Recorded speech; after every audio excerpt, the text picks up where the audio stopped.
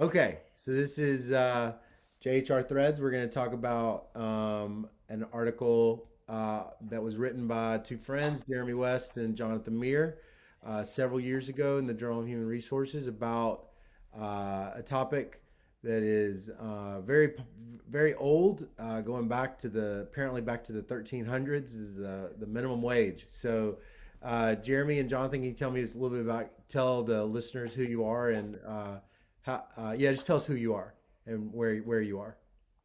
Jeremy, you want to go first? Sure. So I'm Jeremy West. I'm currently an assistant professor in economics at the University of California at Santa Cruz. And I did my PhD at Texas A&M, and John was actually one of my committee members. And we co-authored this paper starting when I was doing my PhD work.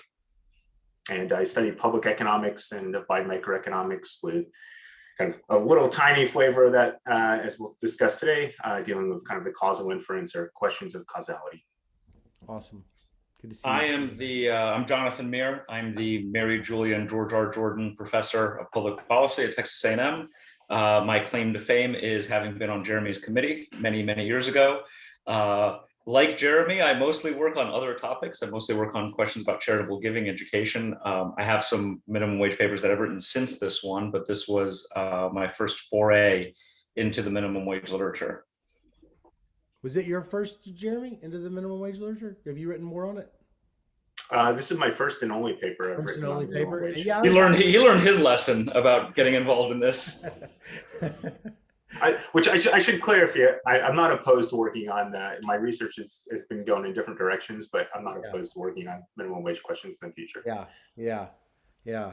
Uh, so there's a couple of things I want to talk about with the paper's substance before we get into it, though. I was curious how this project began. A lot of the people that listen to this, they don't have a clue what economists do, and they definitely don't have a clue what involve how research can be creative and sort of where these ideas come from. So I was just kind of curious, where did the project come from, and what about it sort of was attracted you to it?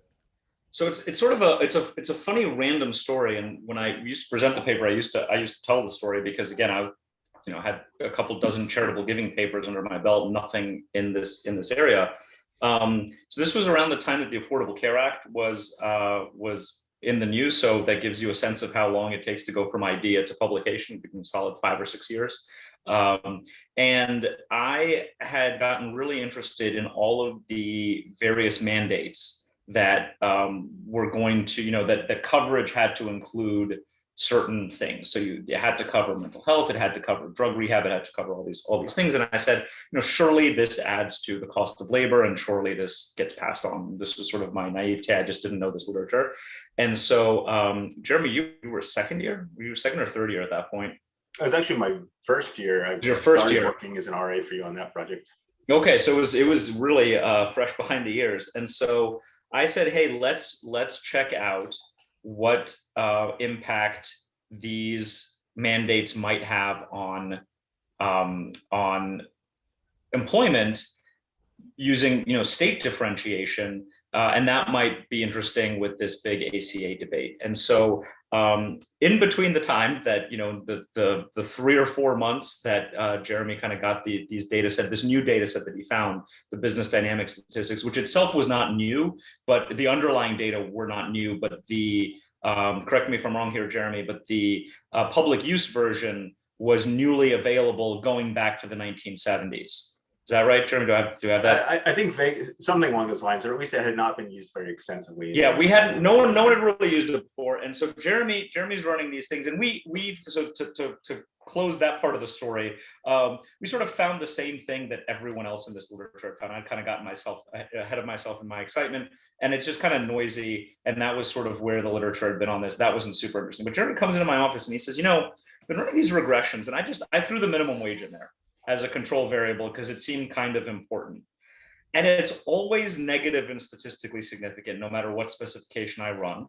And I always thought, Card and Kruger, had disproven that demand curve sloped down. And I said, I don't really know anything about this either. And so we go down this rabbit hole.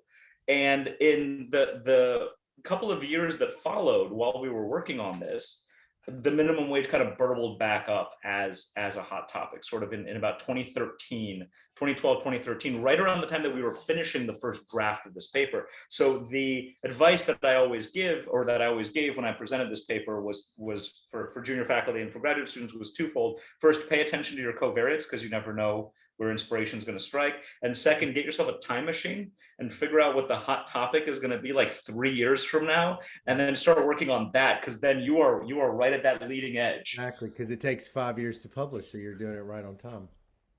Exactly right.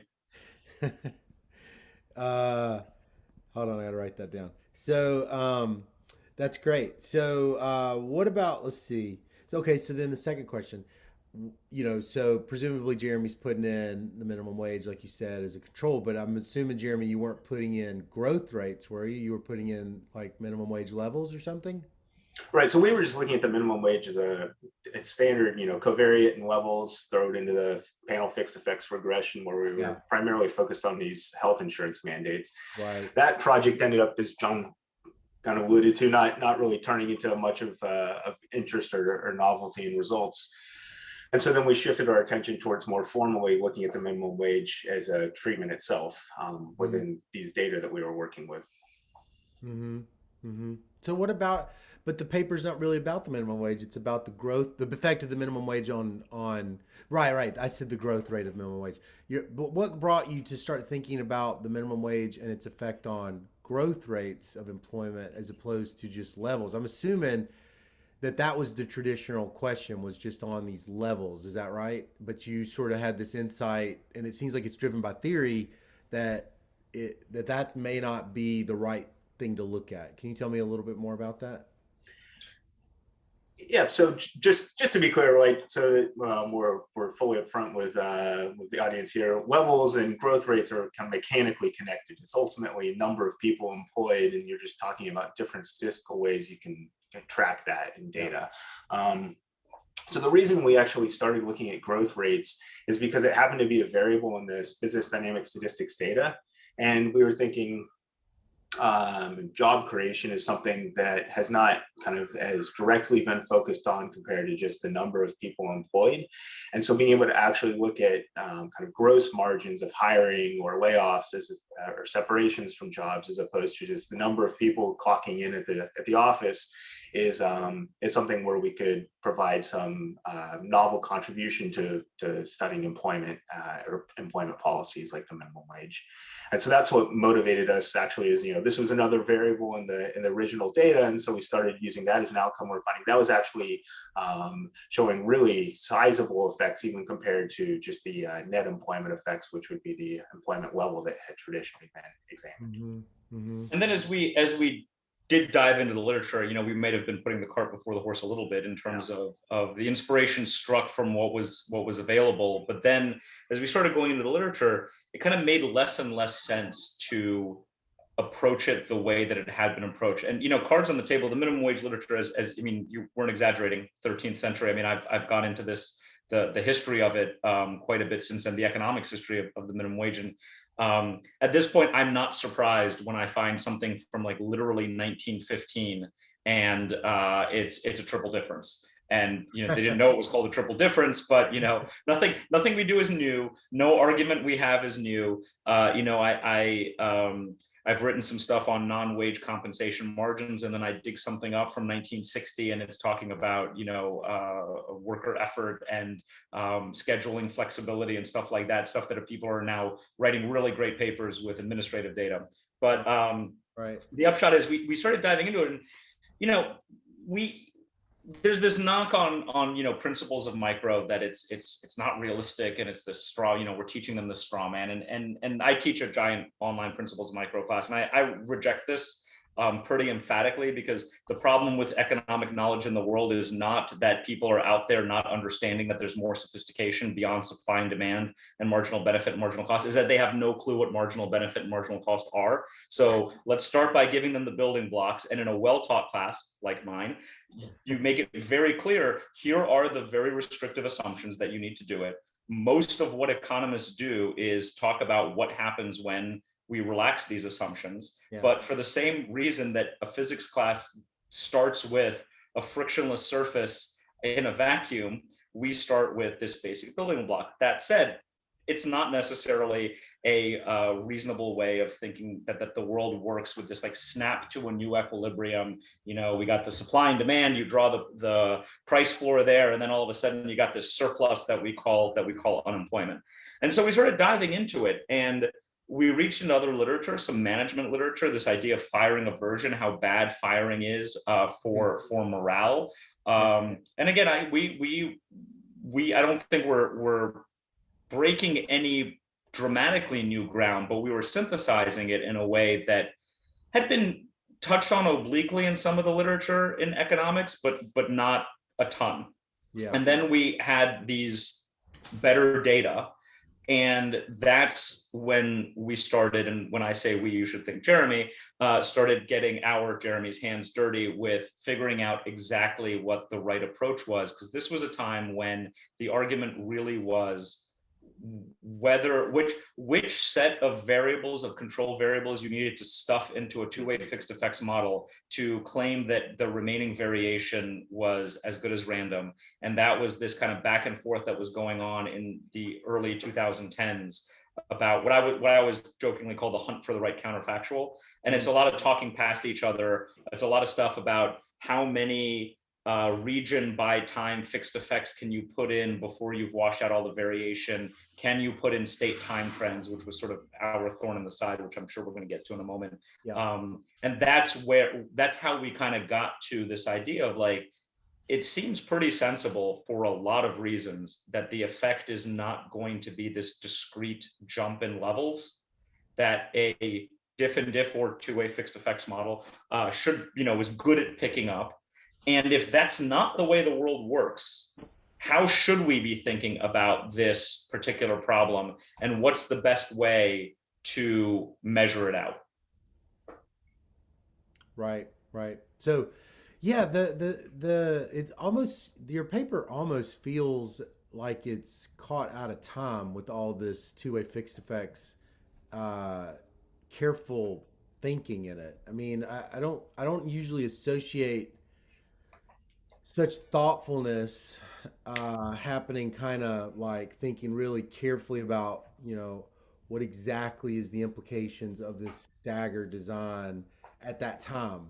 I think about it in the last couple of years. So something about this project seemed to make you see things that others weren't really seeing, like the problems with the unit specific trends and just how to think about this staggered rollout. I was just curious what exactly because Andrew Goodman Bacon and others really do reference this paper as being sort of an important early paper for thinking about two-way fixed effects and differential timing. And I was just curious what y'all's mindset was about that back then. If you hear a lot of noises, I got these kittens and they're freaking out right now. You must produce, if you have kittens, you must produce them. That's right. the Zoom. That's Zoom law. I don't make the law. I just enforce it. Right. Oh, I'll get them in a minute. They're about to crawl on me and jump up here. Yes, I can take this one, Scott. Or start. I hear. So John and I are not econometricians. Our econometric skills are more of the proof by simulation as opposed to a formally derived and then theorize an econometric model and do more formal mathematical proofs. And so you're right that there have been many researchers over the last 5+ years that have really taken great steps towards pushing progress and formalizing causal inference with these panel fixed effects models where you have treatment happening at different times, different places, and we want to kind of pick up some average metric there that tells us something that connects to our economic theories or other theories. Right. And so with the unit specific trends and kind of our view of kind of picking up that phenomenon here with this paper, it was really just a matter of looking at the data. So I've been taught, and one of my preferences when doing research is you make tens of thousands of graphs, look at the data in every way possible, understand what the real patterns are that are actually there in the data. And we started noticing that consistent with kind of ideas of how minimum wage might actually affect a workplace with these theories John mentioned that had been from management literatures of firing aversion or other reasons why you might expect kind of hiring margins to show effects more quickly than layoffs or disemployment margins of already employed people when you have an added cost to hiring people or having people employed. Consistent with those types of theories, we were finding that the effects seemed to not be very discrete. It wasn't like the minimum wage went up and then the workforce shrunk overnight. It was the minimum wage went up and then maybe 3 years later you have a pretty significantly smaller labor force than you would have compared to counterfactual. Right. And so then we started formalizing this, and I say formalized in kind of the loose sense here by doing simulations where we were actually making up data and simulating policy shocks and looking at different patterns of, I probably ran dozens of different coded simulations here of different types. We were really just trying to explore this type of treatment effect pattern, which I think happens a lot of the time when we think about policy shocks, where it's not a really discrete, dramatic, overnight or one observation to the next of the same place drop or increase in the outcome, but something that actually propagates or occurs over time. Yeah. Right. Right. Right. So I mean, I think the thing that bugged us was that, and again, it wasn't.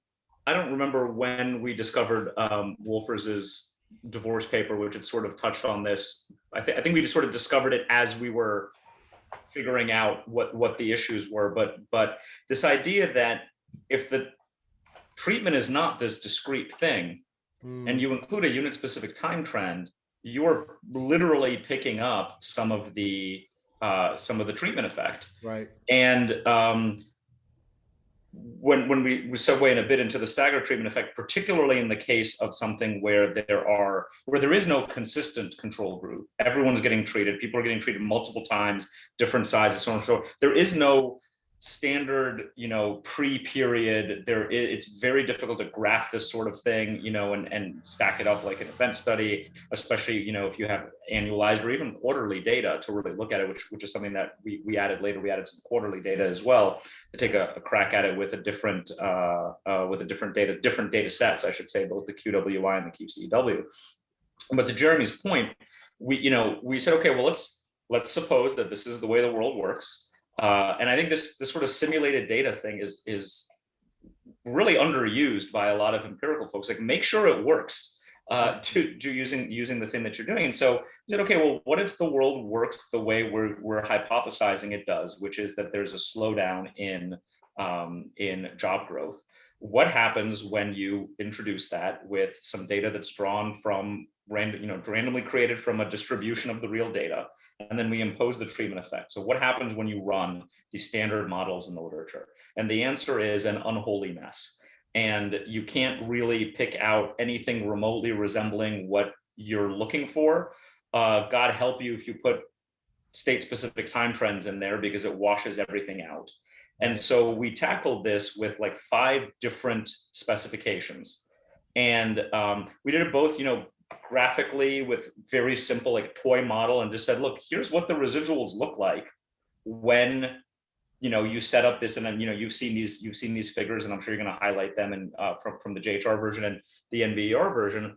And then we ran it with simulated data, and we said, like, look, the pattern of results when you run these specifications on the real data with these 5 different specifications with and without state specific time trends looks a whole heck of a lot like our hypothesized version of the world.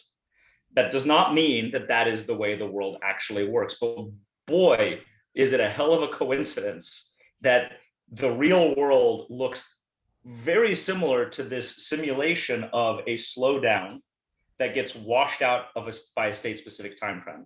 And that's a consistent finding in the literature, that when you introduce these time trends, the results just go away because you've soaked up all the variation. Yeah. Wait, so you're saying in the simulations, what were you coding up? What were you hardwiring in the simulations that kind of manifested the particular kind of slowdown? What were you building in the model in the first place?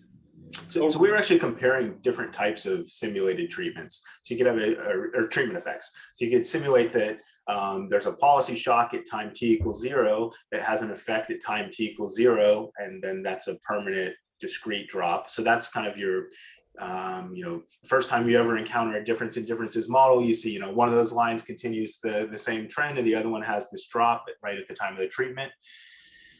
And then we were also simulating other types of treatment effects that would have either some discrete component or no discrete component, but then have a gradual kind of more dynamic pattern to the treatment effect that kind of kicked in over time, either kind of forevermore or that faded out after a certain period of time. So you can think about like some exponential curve that's going to have some treatment effect that increases and then eventually slows down and kind of fizzles out. And we were showing that having these state specific, or in this case, it's simulated unit specific time trends was actually having no bearing on the interpretation of the inference you would get out of a discrete treatment effect, but was greatly attenuating the estimated treatment effect if the treatment effect was actually simulated to be this more dynamic pattern as opposed to something that was just a sharp drop or a sharp jump. So is it right to think, tell me if, critique this comment, okay, is it as simple as saying that the attenuation is significant? Oh, wait. Is it as simple as me saying, well, putting in unit specific trends is problematic if the trend is simply collinear with the treatment effect, or is there something I'm missing? Is it just like you're saying, the treatment effect is itself sort of leading to a trend, and so when you control for the state specific trends, you've just controlled for the treatment almost. Is it that, or is there more to it than that, or is that completely wrong? I mean, that sounds to me like a reasonable, not unreasonable simplification of the issue. And again, as Jeremy alluded to, if you're thinking of this as a shift to a new steady state, that if you dig back in your macro that I think we've all filed away in our PTSD locker. But if you think about those curves that we used to see, where the economy moves to and trends towards a new steady state. If you think about it like that, and then you throw a state specific time trend in there, unit specific time trend in there, you're averaging out part of it. And one of the, I think, brilliant things that Jeremy did was just show the residuals, show the residuals with and without state specific time trends, and show how they wash out. But more to the point, it's not just that, because even if you're just doing diff and diff, even if you're just doing standard diff and diff, you got average of the the difference in the pre-period, average of the difference in the post-period. But what do you want?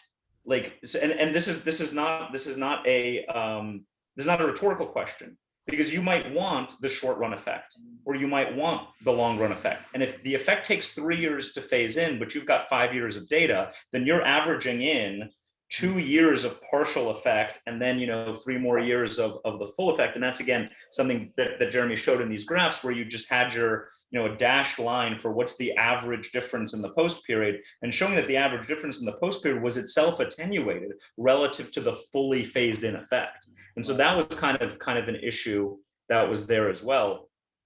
And if you'll permit me to segue into, I think the thing that led you down the path towards this paper originally, which is the staggered treatment timing and some of the issues with treatment timing. So again, one of the neat things that Jeremy did was he just created these 2 toy simulations with 5 periods or 8 periods or something like that. And he showed, well, what happens when you've got your standard, the sort of thing you would see in an introductory econometrics textbook, or perhaps a brilliant mixtape. What would you see when you see a discrete change? And then, we've got what happens if you run your standard diff and diff regression on this? What happens if you run sort of our job growth rate regression on it that we had proposed, that more dynamic regression? And then he put one together where there's a pre-period, and then there's a period where one state is treated and the other one isn't. And during that period, there's a slowdown. And then at time 2, the second state or unit is also treated, and its slope also changes, right? And so now this is hypothesizing a permanent change in the growth rate, and it's a toy model for a reason. But the cool thing that Jeremy did with this was he made it so that the average difference of the pre-period where both were untreated, and the post-post period where both were treated averaged out to be the same as the size of the period where one was treated and one was not. And because of the way this model is structured, if you ran the levels regression on this, you would get a 0, right? And so now it's cheating, but I think it's very illustrative cheating, because when I would present this paper, when I still present it to graduate students to sort of talk about the craft of research, I say, look, do you believe your eyes when I tell you that something is clearly happening here? And they all say, yes, something is clearly happening. And I'm like, okay, here's what happens when you run your standard, treated times post, period 1, period 2, whatever thing in there. And it's a 0. And Jeremy said, well, I had to like fudge this, right? Like I had to make sure that the time periods were the right length and that it averaged out the right way. And then he said, interesting. doesn't that mean that this is really sensitive to the length of the pre-period and the post-period? And that's what led him down the rabbit hole of, well, what happens when you're not using all of the time periods? And I can't remember whether, I think it's in the JHR version, is his version where he just shows, look, here's like 4 or 5 different empirical specifications with 3 states in it, right? One's permanently untreated, one is treated at one time period, one's treated at another time period. And choose your time periods, choose your specifications. You can get almost any answer you want out of this. And that is, I think, that leap that he sort of took from tackling the state-specific time trend issue into the more staggered treatment issue. Oh, that's interesting. So you were sort of coming upon these issues with staggering as a result of working on the unit specific trends, and it's in these simulations where you knew there were treatment effects that you start piecing together things like panel length and where you are in the panel. Wow, that's crazy. Jeremy, was that a sufficiently heroic rendition of? Thanks for the flattery. I think the characterization is right. I think there are somewhat distinct issues between having a treatment effect pattern that's dynamic and then having units that are treated at different points in time. And they're obviously related.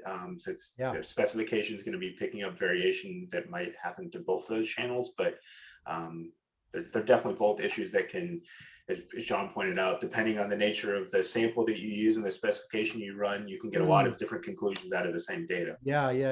I mean, the bacon decomposition, I know we all know it, but like it's so perfectly illustrated in this application, because if there is these dynamic treatment effects, which there would be by focusing on growth and the mechanisms that you're describing, even apart from the unit specific trends, you'll just get attenuation bias just from the fact that you've got that negative delta average treatment on the treated term, and it just pushes it down.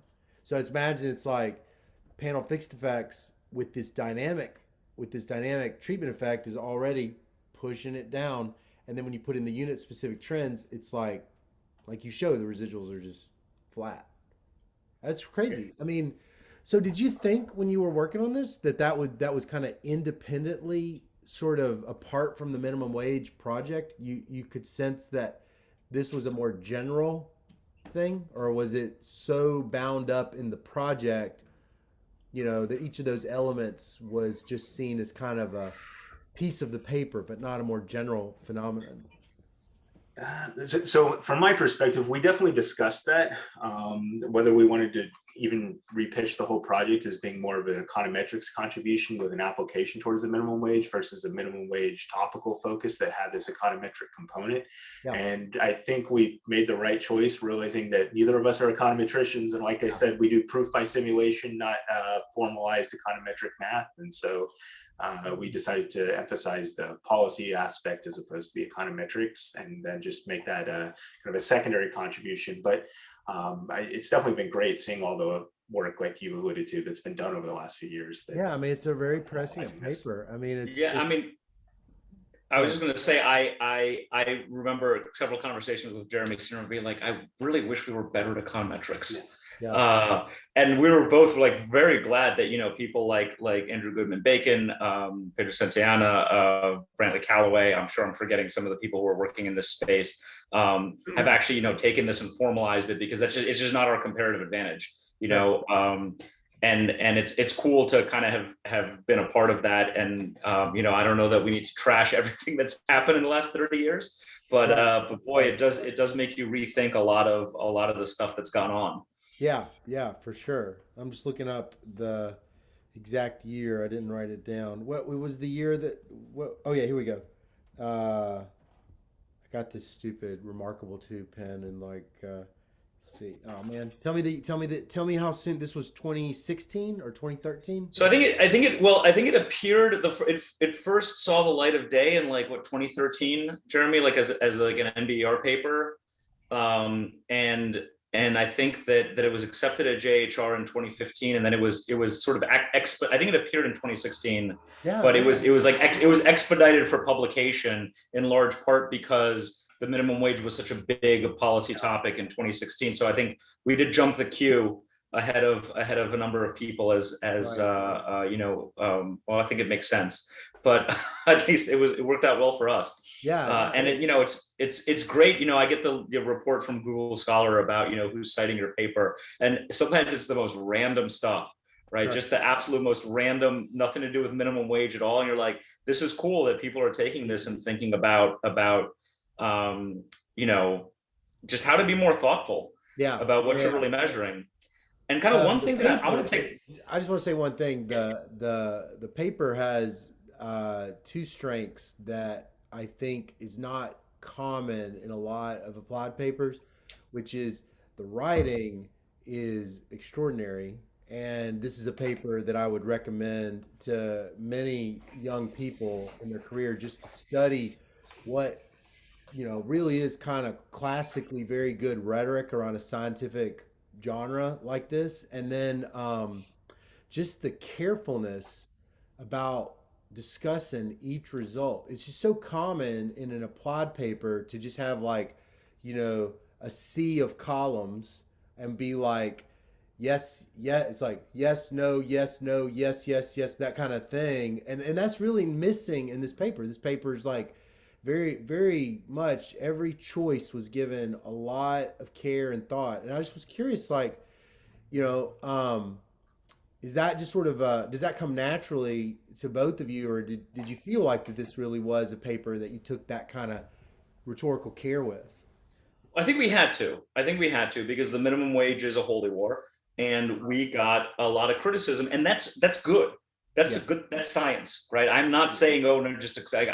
I would love it if everyone just accepted my work as if it was, handed down on stone tablets, perfection itself the first time at least. But that's not good science, and so it's good that we got pushed on this a lot. It's good that we got tough questions and referee reports where people ran their own regressions, which is not something I have really seen. No one does that with my charitable giving stuff. Download their own data and run it on that. But that is frankly, that's better science, right? Some of the rhetoric around it, I could live without, but that's okay. I'm a big boy and I can take it. But I do think that there was a lot of value, and I think that there would be value. I know Jake Vigdor tried to set up or did set up the thing where there was going to be sort of more open discussion about papers. There are certainly fields that move faster than economics,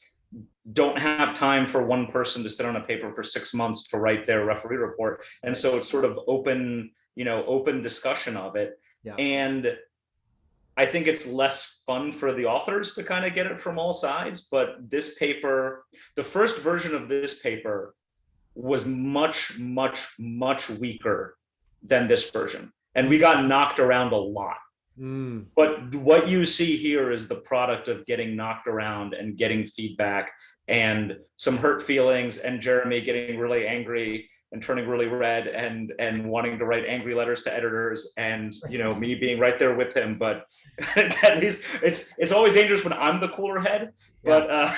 But I do remember my favorite line, which I still pull out 8 years later of Jeremy's, which I think is one of the funniest things I've ever heard someone say in an academic context, which is one referee asked us to reconcile our results with the previous literature, and Jeremy's response, no hesitation, was, I don't know how to reconcile the right results with the wrong ones.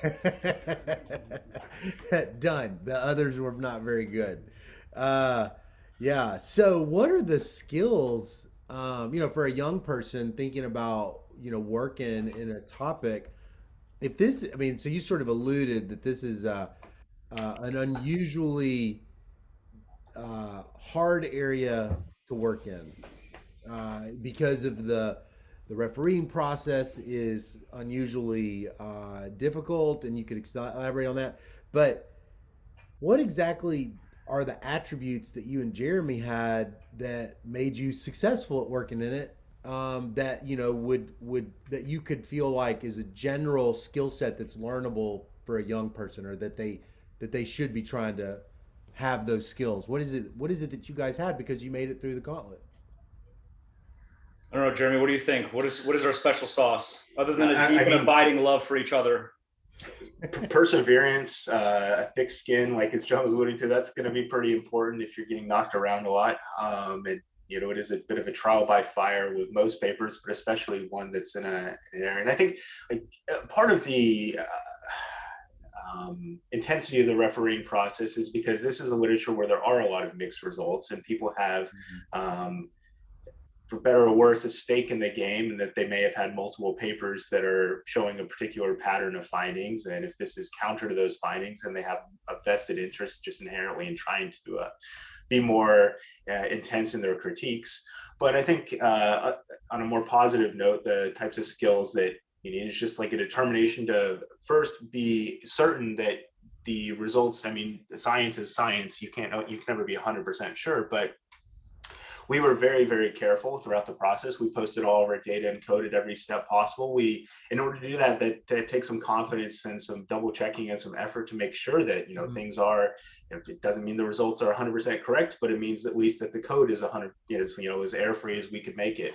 And so I think, there's a lot of attention to detail that's necessary is some advice I would give to grad students or other junior researchers considering working on whatever topics, attention to detail, care, make sure that you triple check everything.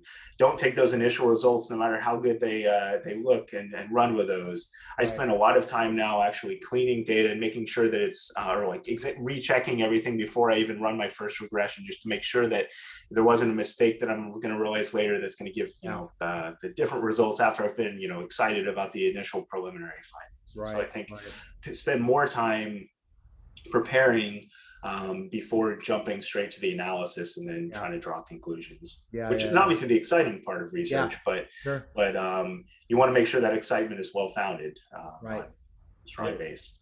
I would add to that. I endorse everything Jeremy said. I do think that one thing that I really emphasize for my students, and I actually do this in my graduate public economics class in the context of charitable giving and model selection.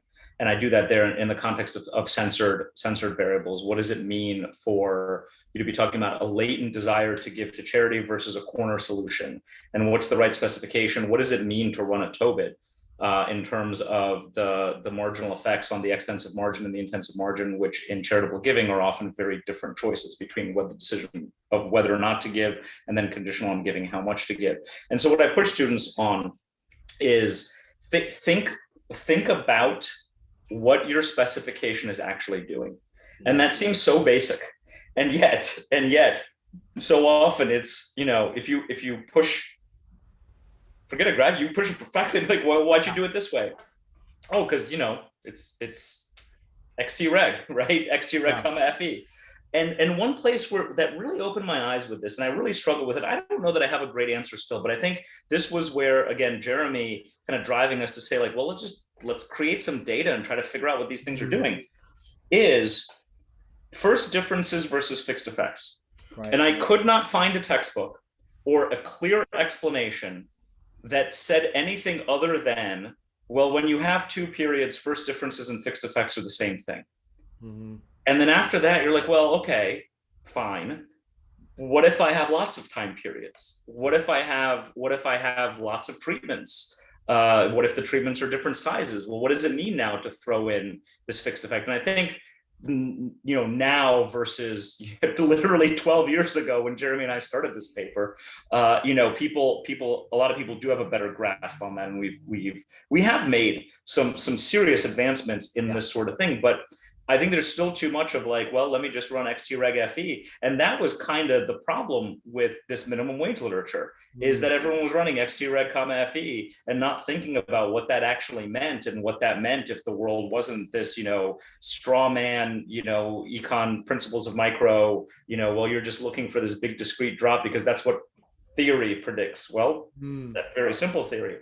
And so, when we thought through, well, what about looking at long differences? What about looking at distributed lags? And again, running it through simulations of data and saying, okay, now we're really starting to grasp what a first difference model would pick up if the world looks like this. What would a distributed lag model pick up if the world looks like this? And again, it was, I think people smarter than us would have been able to kind of eyeball this and then derive the asymptotic distribution and figure it out. And I think the folks who are, better attuned to that, the Callaways and Santanas and Goodman Bacons of the world, or that's what they're doing. And I'm glad they're doing it. That was not what we were going to do, but we figured it out. We sort of stumbled our way into it. And I think really understood what it meant to run a distributed lag model as opposed to a fixed effects model. And why the heck were we getting these crazy huge coefficients on the simulated data? Well, because it's picking up the rest of the difference in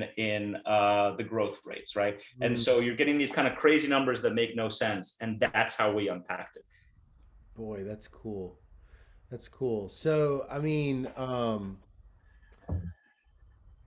you're right. I mean, I think that most people, I won't say most, but I think you're right. There are people that when you ask them what their specification is doing, cannot articulate it because they don't really see exactly how that model is, churning through the data. And so you found the simulations were your teacher for a lot of that. Is that what you were saying?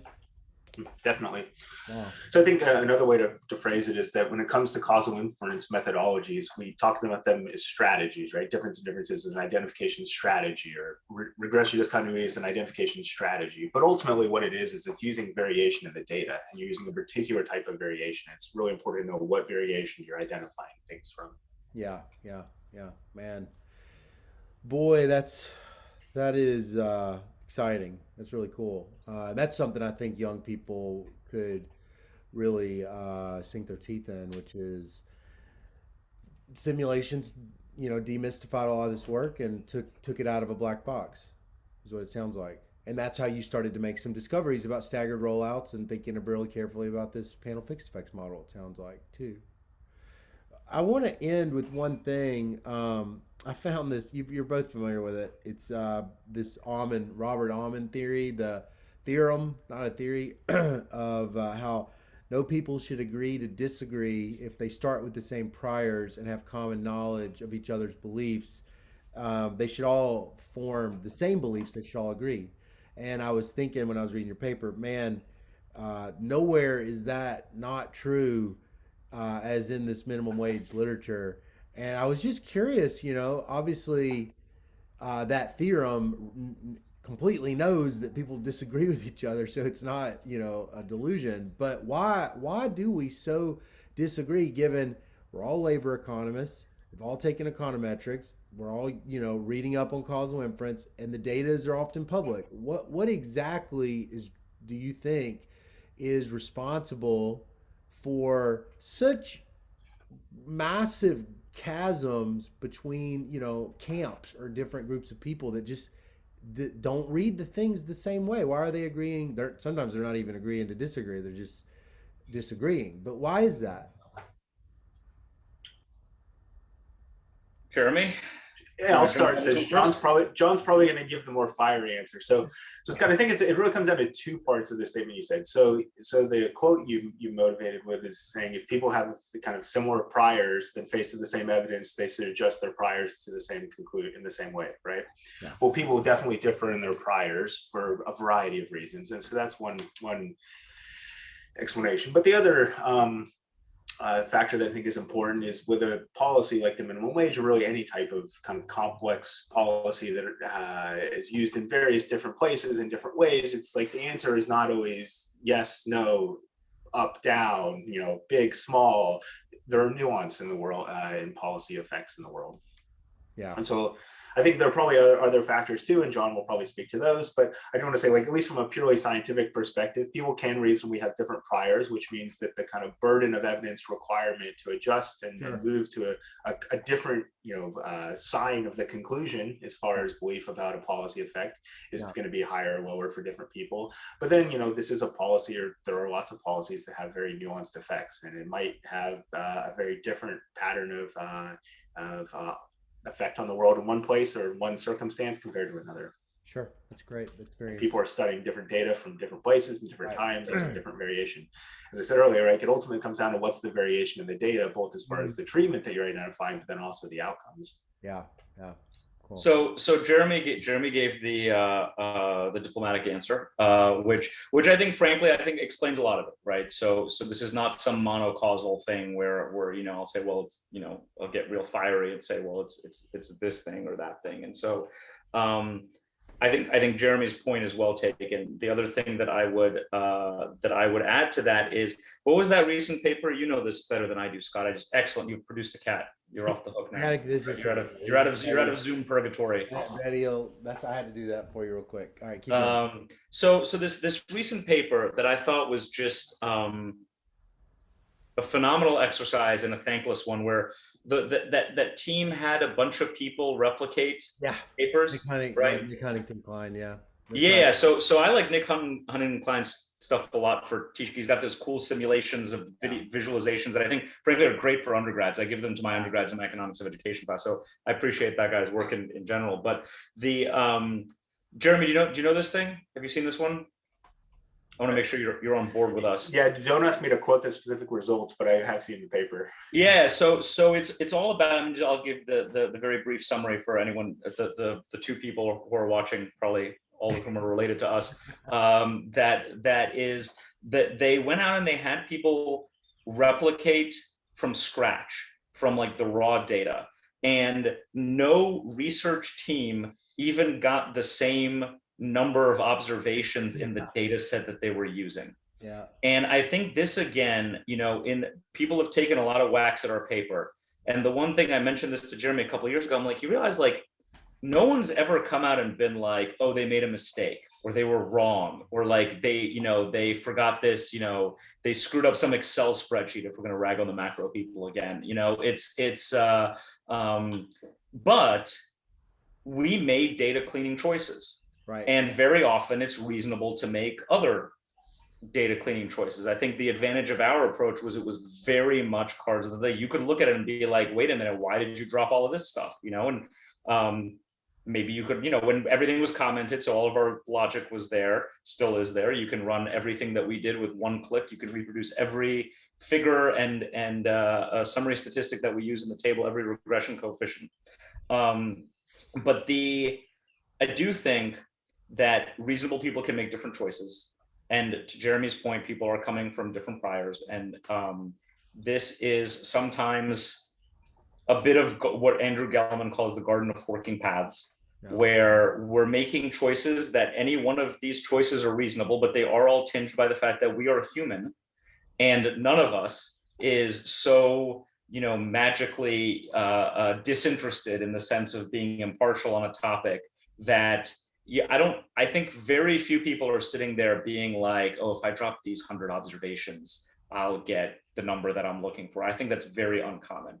What I do think is more common is these observations look kind of funky and the results are tighter when I drop them, right? And it's not like I'm looking for this, but it's just, they're adding noise, and, and you make 7 or 8 or 20 or 100 of those decisions throughout the course of the paper, and you can end up in a completely different place. And I think the Huntington-Klein paper shows us that. And I'm so glad somebody did that, as embarrassing as it is for the profession.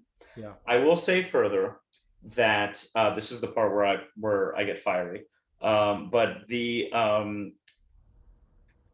is to some extent a bit of a holy war, and so are many things. And um, people have their policy preferences. The minimum wage is interesting because there are actually many people who, maybe lean left in general, but on this one are like, why are we using this policy that is, even if you think it doesn't have big employment effects, there's all these other reasons to think it's sort of bad anti-poverty policy. Right. Um, that said, I mean, I was talking to someone. I did a virtual seminar the other day. It was on a charitable giving thing, but I was talking to one of my hosts on about minimum wage, and this person said, my politics are such that I should like the minimum wage, and I was like, whoa, whoa, whoa. You should like the minimum wage, or you should like, good anti-poverty policy? And he's like, yeah, okay, the second thing, but but still, there is this sort of reflective, like reflexive, like it's almost a shibboleth of like, good right-thinking people, or I suppose left-thinking people in this case, live on that side. And the number of conversations I've had with people who trust me, so I will not reveal anything about them. They're good friends of mine. They're people who I respect intensely. I would say almost uniformly, they are much smarter people than I am and much better economists than I am. But every now and then there's a little bit of a slip, and it's not necessarily about the minimum wage. It's about some topic or another. And a person will say something like, I really don't like this paper. I'm like, you don't like the paper, you don't like the findings. Right. And to their credit, they're very often like, you know what? It's that I really don't like the findings. I really wish the world didn't work this way. And that's not necessarily, that's not what I'm thinking of in the back of my head. 3 or 4 different examples. None of them are minimum wage examples. What this is, we are human. We're human, and we come in with human biases, and that's just the nature of the beast. And that's why, again, I think it's so important to be as transparent as we can be, and to, when people criticize, to not dig our heels in and say, well, you're an asshole and you must be wrong and you're only attacking me because you take money from this group or that group, or you want to get on C-SPAN, or I guess C-SPAN is not very exciting. You want to get on MSNBC or Fox News, or what's the Newsmax or One America, whatever it is that you want to get on. Right. And you look at it and you say, look, like some of this is reasonable, and some of the attacks we got were couched in aggressive, like Sunday morning talk show type rhetoric, debate club type rhetoric, but at its core were things that we took to heart and said, hey, you know what, this person was right about this. Let's take a second look at it. And that's what made the paper, and again, thank you so much for this praise. It's like the nicest thing anyone's ever said about any of my work. But that's what made it stronger, was us being able to separate the positive stuff, or positive in the sense of things we could use to improve, from the debating points part of the rhetoric. Yeah.